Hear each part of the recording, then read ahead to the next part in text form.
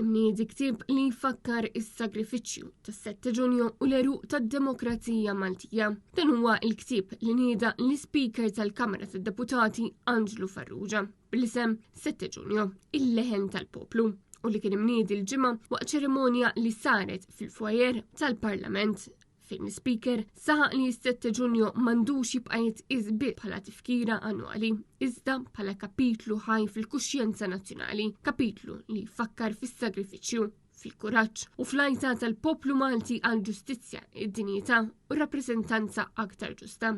Il-pubblikazzjoni tiġbor fiha diskorsi kommemorattivi tas-7 Ġunju bejn l-2013 u l-2025. U jservi bħala xhieda tal-mod kif il-Parlament sena wara sena kompla jagħti ġieħ lil dan il-monument kruċjali fl-istorja kostituzzjonali u demokratika ta' Malta.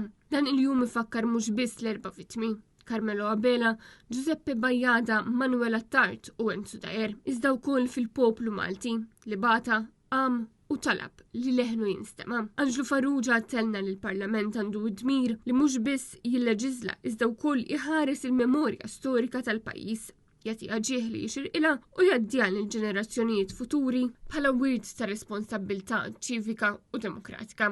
L-Speaker temm jgħid li ktieb 7 Ġunju il-leħen tal-poplu għandu jservi bħala stedina biex Malta tibqa' tiftakar li d-demokrazija tagħha ma tweldiċ mill-kliem biss iżda minn sagrifiċċji konkreti u li l-leħen tal-poplu għandu jibqa' dejjem jinstema' fil-qalba tal-istituzzjonijiet nazzjonali. Għal din iċ-ċerimonja attendew ukoll il-Viċi Kap tal-Partit Nazzjonalista Alex Perci Kalaxxone, kif ukoll is-Segretarju Ġenerali tal-Partit Nazzjonalista Charles Bonello.